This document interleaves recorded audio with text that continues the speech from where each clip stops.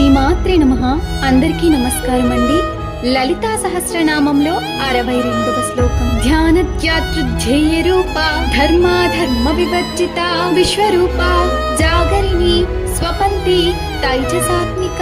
భావం ధ్యానము యొక్క, ధ్యానము చేయువాని యొక్క, ధ్యాన లక్ష్యము యొక్క సమన్వయ రూపము కలది. విహిత కర్మలు అవిహిత కర్మలు లేని విశ్వము యొక్క రూపమైనది. జాగ్రత్తవస్థను సూచించు, స్వప్నావస్థను సూచించున్నది. తేజస్సు వంటి సూక్ష్మ స్వప్నావస్థకు అధిష్టానం. ఒక్క నిమిషం కళ్ళు మూసుకోండి. మీరు ధ్యానం చేస్తున్నారు.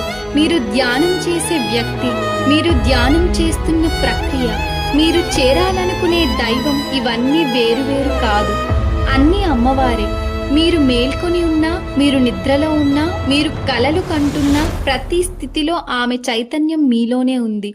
విశ్వమంతా ఆమె రూపం. మనం ఎక్కడ ఉన్నా, ఏ స్థితిలో ఉన్నా దైవం మనలోనే ఉంది.